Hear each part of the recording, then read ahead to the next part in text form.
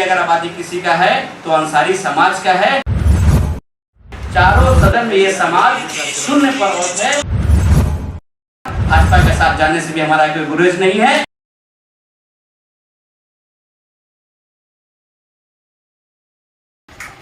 वसीम अंसारी जी अंसारी महापंचायत के हमारे बड़े लोकप्रिय यंग फेस हैं। आइए आप बढ़िया हम आग्रह करेंगे वसीम भाई से।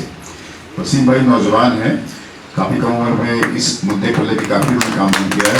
संसद में वसीम जी अपनी बात रखें। वसीम भाई देश के बड़े सामाजिक और राजनीतिक चिंतक श्री राम माधव जी कार्यक्रम की अध्यक्षता कर रहे। हम लोग के गार्जियन पूर्व केंद्रीय मंत्री डॉक्टर संजय पासवान जी, हमारे बड़े भाई पूर्व सांसद साबिर अली साहब, हम लोग के गार्जियन विधान परिषद के सदस्य गुलाम गौसरान साहब,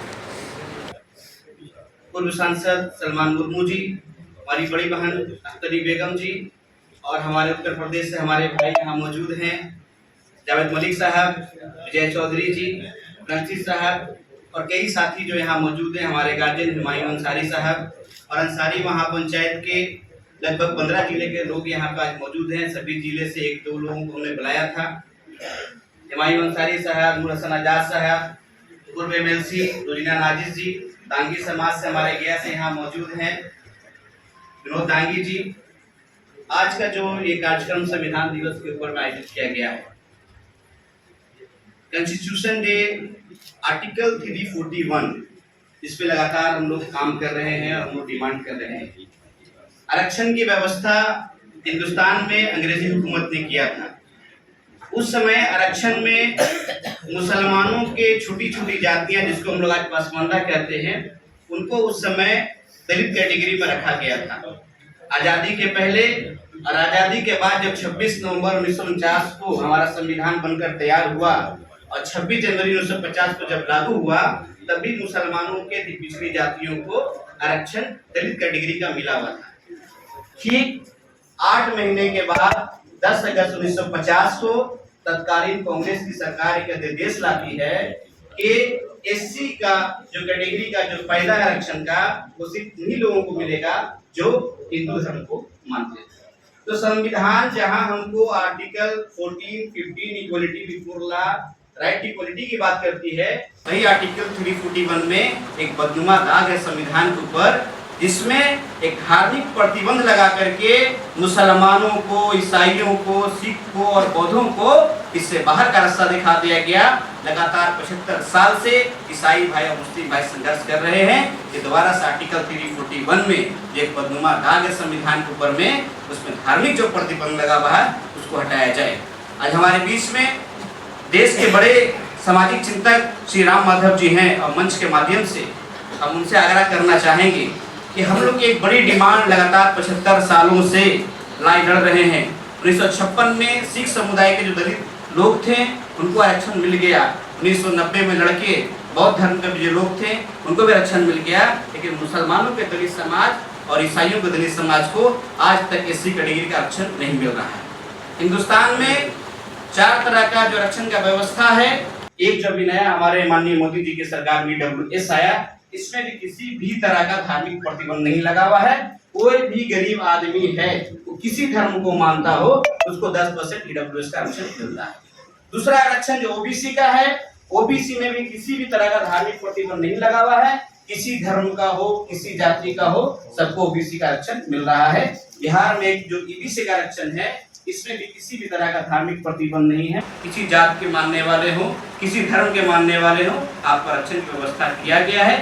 ST कैटेगरी में भी कोई धार्मिक प्रतिबंध नहीं लगा हुआ है। मुसलमान हो, हिंदू हो, सिख हो, ईसाई हो, सभी को वहां मिल रहा है। लेकिन सिर्फ SC कैटेगरी में मुसलमानों को और ईसाइयों को आज तक बाहर रखा गया है। आज कॉन्स्टिट्यूशन डे पे इस कार्यक्रम का जो आयोजन हमारे संजय पासवान जी ने किया है, इसमें हिंदू, मुस्लिम, सिख, ईसाई, बौद्ध सब एक साथ आए हैं। तो हम सबसे पहले उनको धन्यवाद देते हैं कि इतने बड़े मुद्दे पे आज जो यहाँ बात हो रही है, और मंच के माध्यम से हम चाहेंगे और आभार प्रकट करना चाहते हैं माननीय प्रधानमंत्री नरेंद्र मोदी जी का, जिन्होंने फिर से एक पसमानदा विमर्श शुरू कर दिया है। राष्ट्रीय कार्यकारिणी में जो फैसला लिया गया है कि पसमानदा समाज को भाजपा मुख्य धारा में जोड़ना चाहती है, तो हम लोग का भी एक ही सवाल है सर, जो भी हम इस पे बैठे हुए हैं।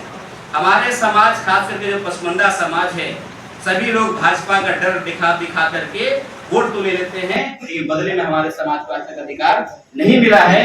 हमारे गार्जियन हुमायूं अंसारी साहब बोल रहे थे कि पूरे बिहार में 243 विधानसभा की सीट है, जो पसमानदा समाज में और पिछड़ा समाज में सबसे बड़ी अगर आबादी किसी का है तो अंसारी समाज का है। लेकिन इस अंसारी समाज से 243 विधानसभा की सीट पर एक भी विधायक नहीं है।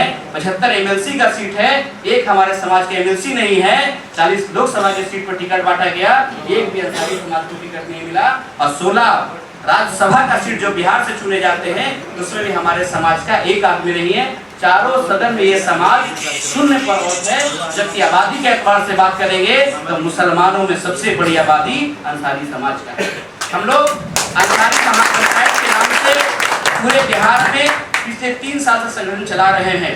2019 में जब लोकसभा का टिकट बटा, 7 टिकट मुसलमानों को यूपीए ने दिया और 2 टिकट मुसलमानों को एनडीए ने दिया। जब 9 टिकट में एक भी पसमानदा समाज को टिकट नहीं मिला, तो उस दिन हम लोगों ने अंसारी महापंचायत का गठन किया और उस दिन से लगातार पूरे बिहार का दौरा कर करके अंसारी समाज और पसमानदा समाज को हमने एकजुट कर रहे हैं। अंसारी जिंदाबाद, अंसारी जिंदाबाद, पासवान जिंदाबाद, श्री राम माधव जिंदाबाद। आज भी हमारा सवाल यही है, हम लोग चाहते हैं कि जो पॉलिटिकल पार्टी हमारे समाज को उचित भागीदारी देगा, हमारा समाज उसके साथ जाएगा। भाजपा के साथ जाने से भी हमारा कोई गुरेज नहीं है। लगातार बिहार में कर रहे हैं, लोगों को समझाने का प्रयास कर रहे हैं। इसलिए मंच के माध्यम से हम कहना चाहते हैं कि जो हमारा बेसिक जो मुद्दा है, आज तक हमारे समाज को मुख्य धारा में शामिल नहीं किया गया है।